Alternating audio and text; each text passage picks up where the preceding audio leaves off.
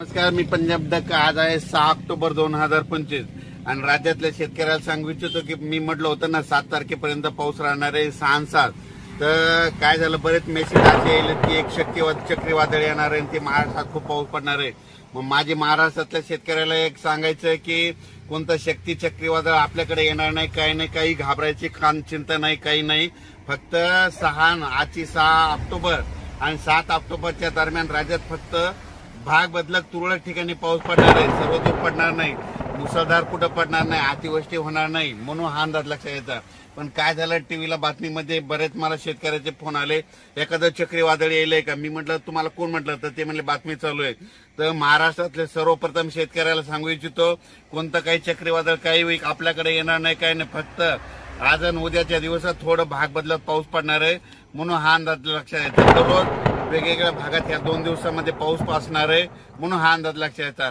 पण राज्यातल्या शेतकऱ्याला सांगू इच्छितो की तुम्ही काय करा, 15 तारखेपर्यंत जशी सोयाबीन काढायची तशी काढून घ्या, झाकून ठेवा, नसा मशीन मधून काढून घ्या.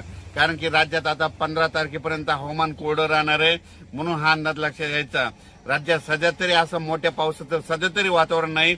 फक्त पाऊस पडणारे अर्ध्या तासाचा पडेल, 10 मिनिटाचा पडेल, 20 मिनिटाचा पडेल, कुठं रिमझिम पडेल, पण सर्वदूर असं सगळीकडे पाऊस पडणार नाही, म्हणून हा अंदाज लक्षात यायचा.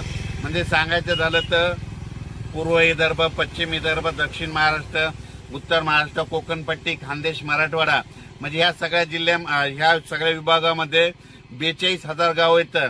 तर ह्या 42,000 गावामध्ये सगळीकडे पाऊस नाही पडणार. फक्त 10,000 गावामध्ये पाऊस पडत, सगळीकडे काही पडणार नाही. त्याच्यामुळे काही चिंता करायची गरज नाही.